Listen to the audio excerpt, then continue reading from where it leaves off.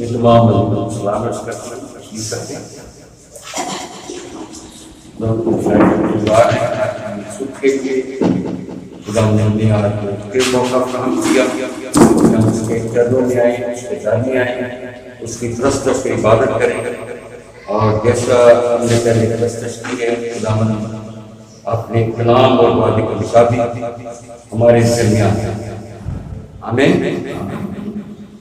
وہ ہماری پرستش پر تخت نشین ہوتا ہے۔ اب موقع کہ ہم اس کے کلام سے چند باتیں دیکھ لیں اپنی رہنمائی کے لیے۔ میرے ساتھ کے پاس مقدس ہے، عبرانیوں کے نام پولس رسول کا خط، اس کا 12واں باب، اس کی پہلی 3 آیات۔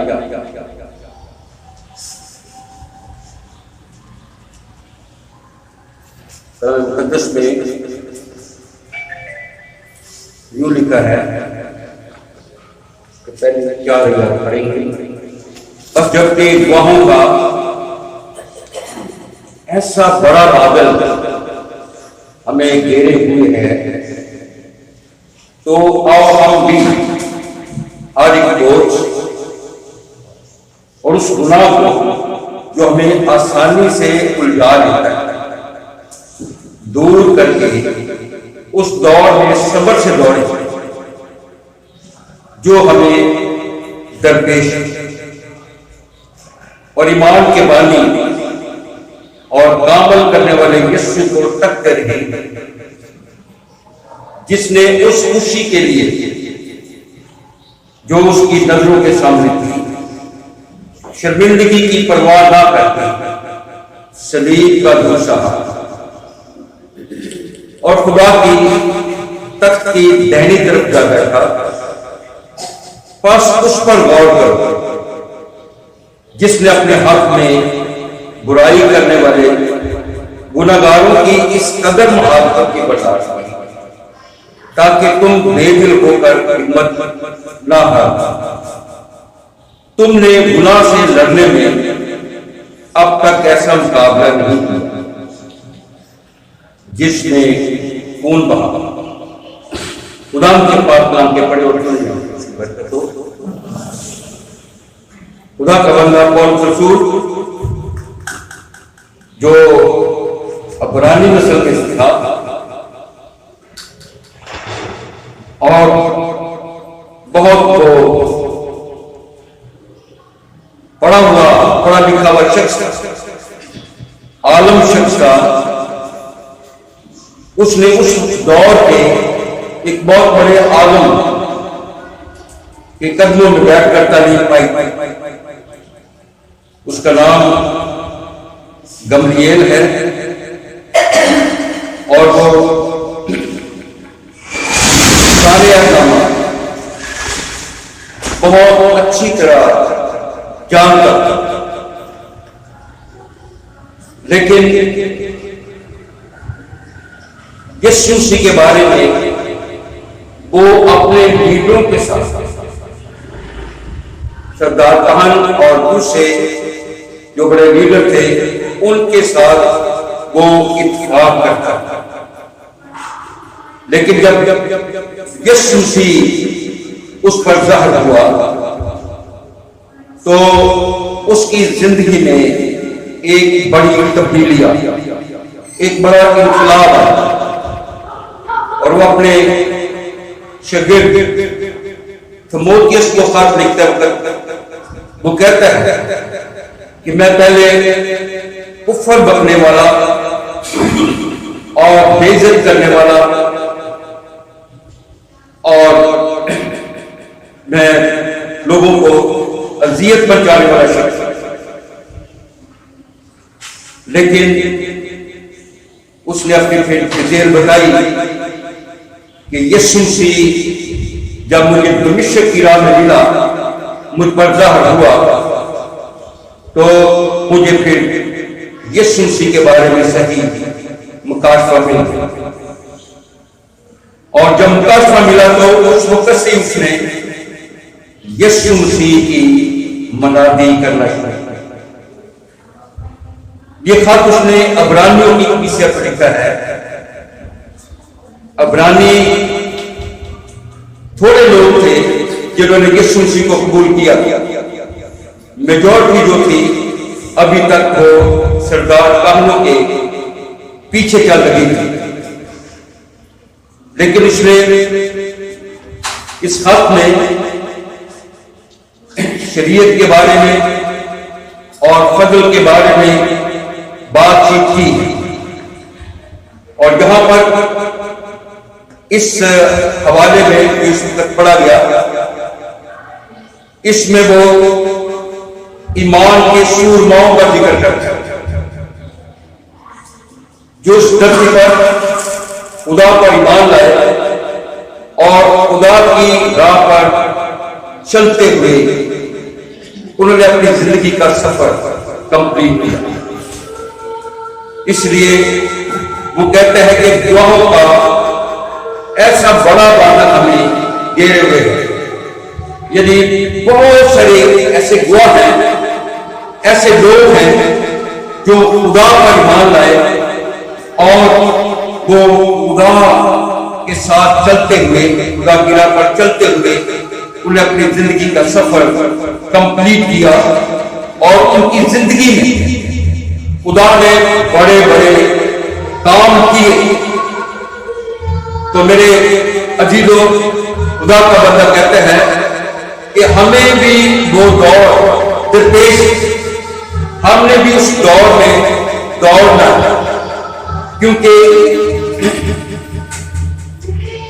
یہ دور ایسی ہے جو ہمیں خدا کی بادشاہی تک لے کر جاتی ہے.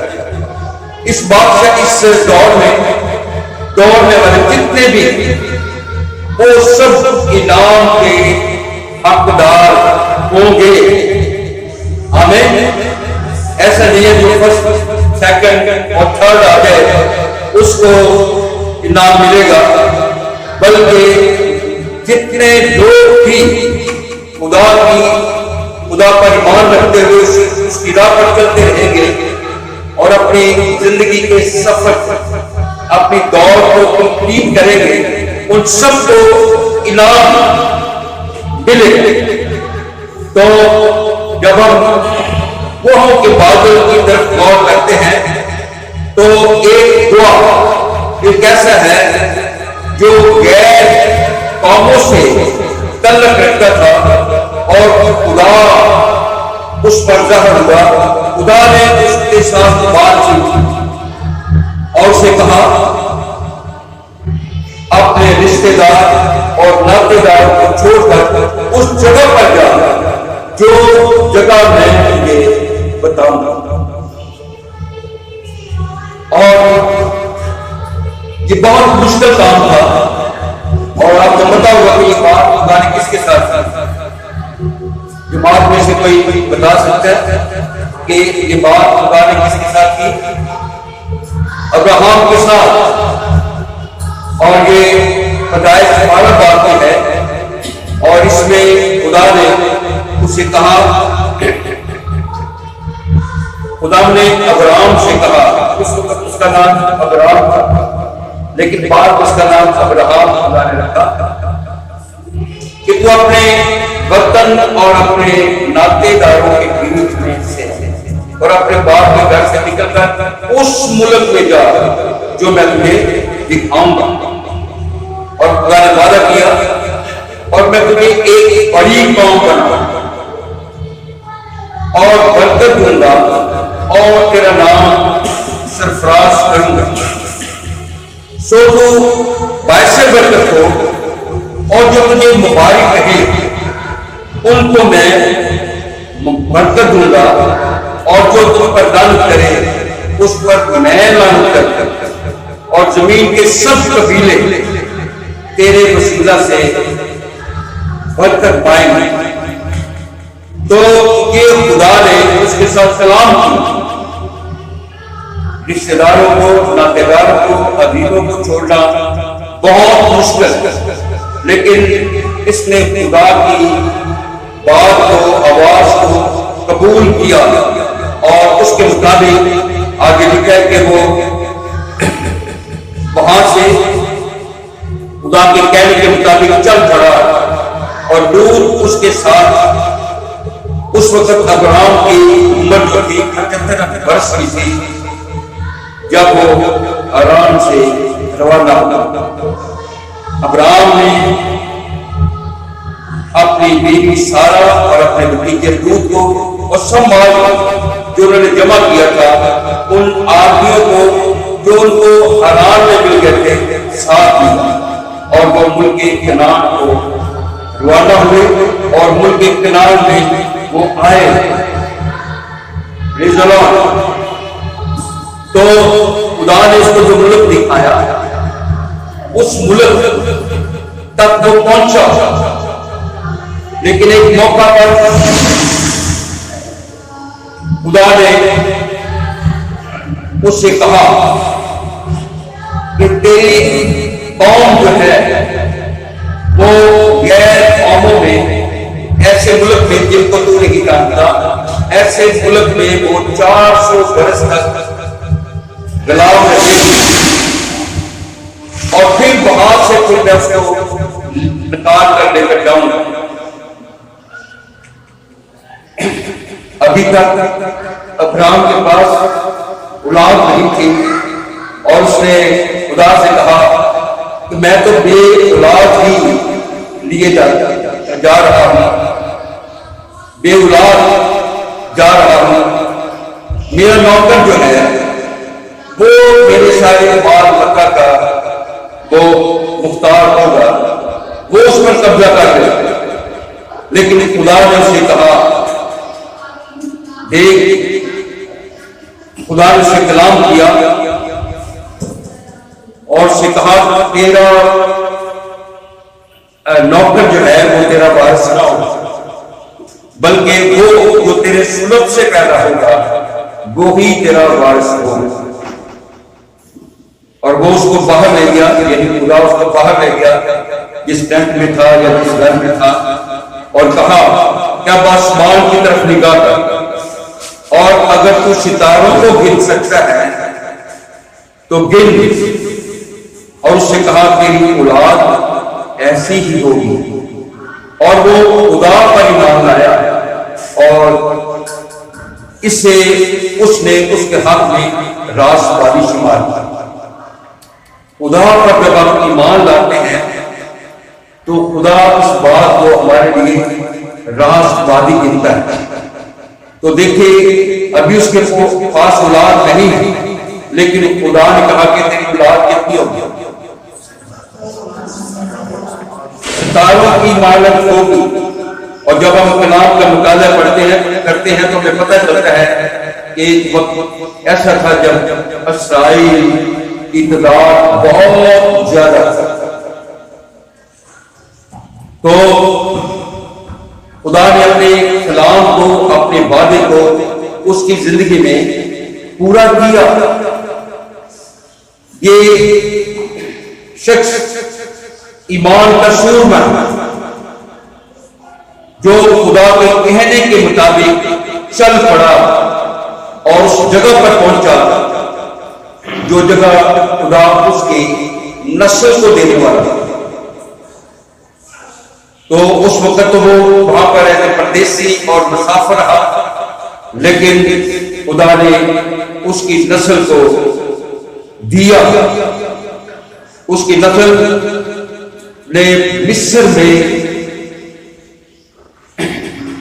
پرورش پائی، وہاں پر وہ بہت زیادہ ہوا اور 400 سال تک مصریوں کے وہ غلام رہے، اور پھر خدا وہاں سے موسیٰ کے ذریعے سے ان کو نکال کر لے کر آیا۔ لیکن موسیٰ بھی ان کو اپنی غلطی کی وجہ سے ملک کنعان میں نہیں پہنچا سکتا۔ پھر خدا نے کس کو تیار کیا؟ یشوع کو خدا نے تیار کیا اور اسے وعدہ کیا زندگی بھر۔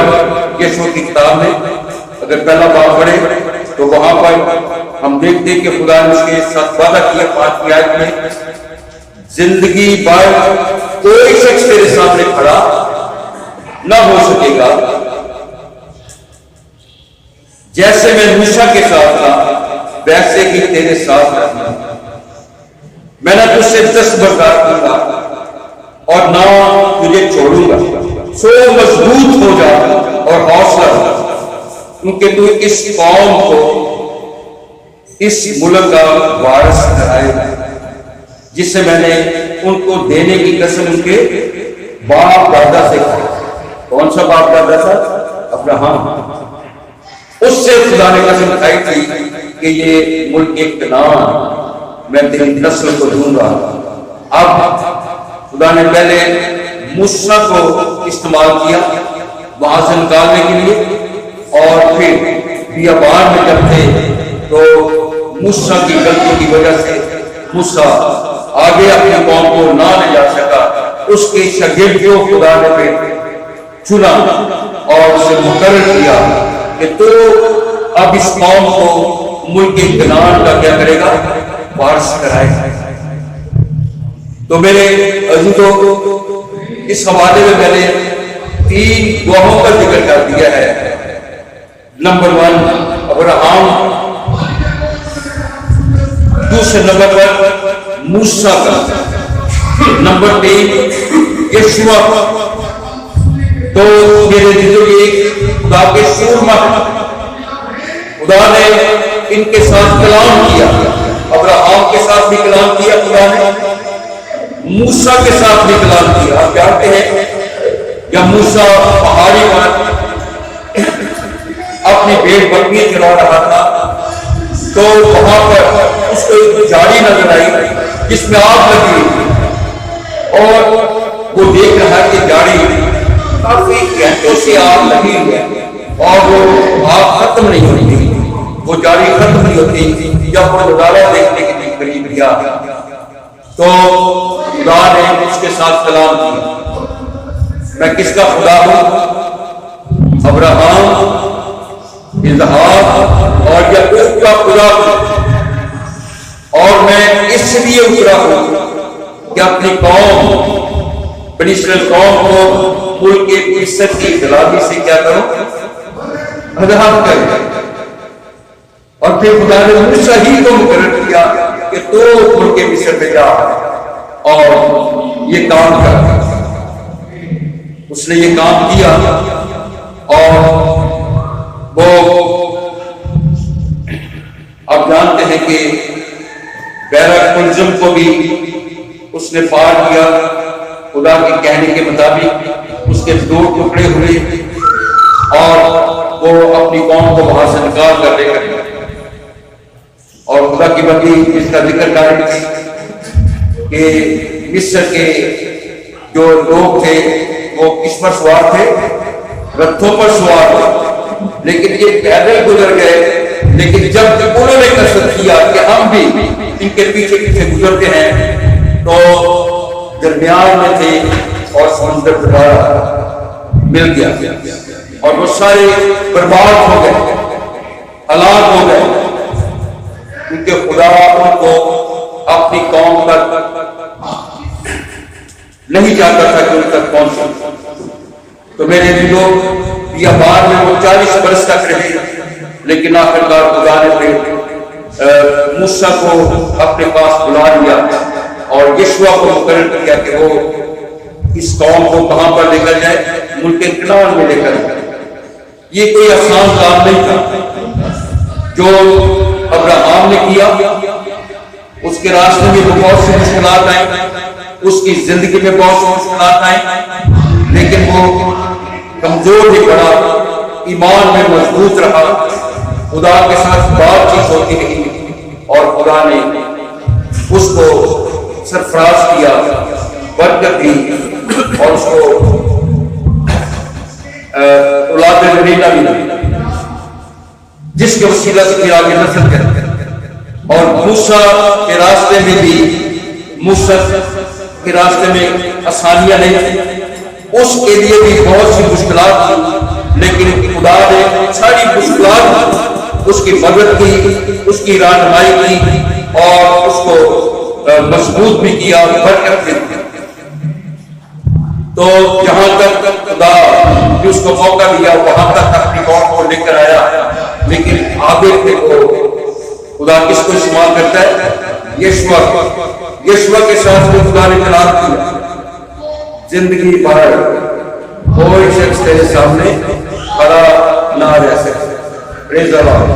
یاد رکھیں جب خدا کسی کے ساتھ کلام کرتا ہے، کوئی شخص ہو، ہم میں سے کسی کے ساتھ کلام کرتے ہیں، چاہے وہ کام بہت بڑا ہو، جب خدا کلام کر دے گا ہم اس پر ایمان لائیں گے تو خدا وہ کام 100% کرے گا، 1% بھی اس میں کمی نہیں رکھے. آمین. تو میرے بھائیو، یشوع اپنی قوم کو ملک کنعان میں جب لے کر جا رہا تھا، راستے میں اس کے بہت سے ایسے رکاوٹیں تھیں، ایسے مخالف تھے جو اس پر حملہ کرنے کی بولتے تھے، لیکن خدا اس کو فتح پر فتح دے رہا تھا اور آخرکار خدا نے اس کو کہاں پر پہنچایا؟ ملک کنعان میں پہنچایا، اور جس میں دودھ اور شہد کی نہر بہتی تھی. آمین. پریز دی لارڈ. اور خدا نے اس قوم کو بہت برکت دی، بہت بڑھایا، اور اس میں پھر ہم جانتے ہیں قاضی بھی پیدا ہوئے، اس میں پھر بادشاہ بھی پیدا ہوئے، اور ایسے بادشاہ تھے جو خدا پرست تھے، ایسے بادشاہ بھی پیدا ہوئے جو خدا پرست نہیں تھے، جن کی وجہ سے اسرائیل کو زوال آیا. لیکن جو خدا پرست جب بادشاہ تھے، ان کے وسیلہ سے خدا اسرائیل کو صرف راضی دیتا رہا، ارد گرد کی قوموں پر خوف طاری رہا. یاد رکھیں، اگر ہم بھی خدا کے ساتھ 100% پھر رہیں گے، خدا ہمارے ساتھ رہے گا، تو غیر قوموں کے لوگ خوف زدہ ہوں گے ہم سے، اور ہو سکتا ہے زیادہ ممکن ہے کہ وہ خدا کی قدرت کو جو ہمارے ساتھ ہوگی اس کو دیکھ کر وہ بھی خدا کا ایمان لے، وہ یسوع کو قبول کر ہمیشہ کی زندگی پائے، اپنے آپ کو خدا کی بادشاہی کے لیے اور یسوع مسیح کی خوشی آمد کے لیے کیا ممکن. آمین. ہمیں اس طور سے اپنے آپ کو خدا میں مضبوط رکھنا ہے، ہر طرح کا ڈر خوف اپنی زندگی سے نکالنا. یہاں تک کہ موت کا سب سے بڑا خوف ہوتا ہے، موت کا خوف بھی اپنی زندگی سے کیا کرنا ہے؟ نکالنا. پولس ایک مقام پر کہتا ہے،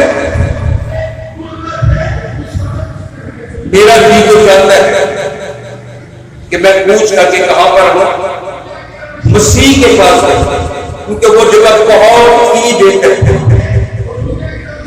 یہ نیا نمک استعمال.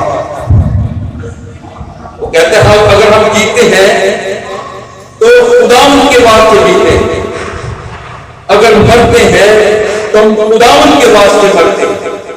ہم جیے یا مرے ہم خدا ان ہی کے. پریز دی لارڈ. موت کا خوف زیادہ تر لوگوں کو کمزور کرتا ہے، لیکن جب ہم خدا میں زندگی گزارتے ہیں تو ہمیں جاننا ہے کہ موت ہمارے لیے کوئی حیثیت نہیں رکھتی، ہمیں موت سے نہیں ڈرنا. کیونکہ یسوع مسیح نے کہا جو تمہیں قتل کرتے ہیں ان سے نہ ڈرو، یعنی موت سے نہ ڈرو، لیکن جو تمہیں ہلاک کر کے قتل کر کے جہنم میں ڈال سکتا ہے اس سے ڈرو. ہمیں لوگوں سے، حالات سے، دنیا سے ڈرنے کی ضرورت نہیں ہے. ہمیں خدا کے خوف میں زندگی گزارنا، خدا سے پیار کرنا ہے، خدا سے محبت کرنا، خدا پر ایمان رکھتے ہوئے ہم نے اپنی دوڑ کو ختم کرنا. ہمیں جو دوڑ درپیش ہے، پہلے بہت خدا کے زبردست سورما ہے، جنہوں نے اس دور کو ختم کیا. تو یہی حوالہ میں نے پڑھا، وہ ہوگا ایسا بڑا بادل ہمیں گھیرے ہوئے ہے. تو آؤ ہم بھی ہر ایک بوجھ اور گناہ کو جو ہمیں آسانی سے اٹھا دیتا ہے دور کر کے اس دور میں دوڑے جو ہمیں درپیش یاد رکھیں. ہماری زندگی میں طرح طرح کے بوجھ جو ہمیں آگے بڑھنے سے روکتے ہیں، ایسے گناہ ہیں جو ہمیں روحانی طور پر آگے بڑھنے سے روکتے ہیں. تو ہم اسے ہر ایک اپنی اپنی زندگی کے احوال میں بات کریں. اگر کوئی ایسے بوجھ ہے، کوئی ایسا گناہ ہے جو ہمیں روحانی طور پر آگے بڑھنے سے روک رہا ہے، تو کلام کہہ رہا ہے کہ اس کو اپنی زندگی سے کیا کریں، دور کریں اور اس دور میں دوڑنا شروع کریں جو ہمیں درپیش ہے. وہ دور جو ہمیں خدا تک پہنچائے گی، خدا کی بادشاہی تک پہنچائے گی، اس دور کے لیے ہم نے دوڑنا شروع کرنا. دوڑ ہم نے کر دی ہے، ویری گڈ، بہت اچھے، ایکسلنٹ. جنہوں نے بھی دوڑ کا آغاز نہیں کیا ان کو دوڑ کا آغاز کرنا ہے. ہر طرح کے بوجھ اور گناہ کو اپنی زندگی سے دور کر کے اس دوڑ میں دوڑنا شروع کرنا. وہ دوڑ ہمیں خدا کی بادشاہی تک لے کر جائے گی اور اس انعام کو حاصل کرنے کے ہم قابل ہوں گے جو انعام خدا نے ہمارے لیے رکھے ہیں. آمین. وہی شخص پولوس جس نے یہ خط لکھا عبرانیوں کو،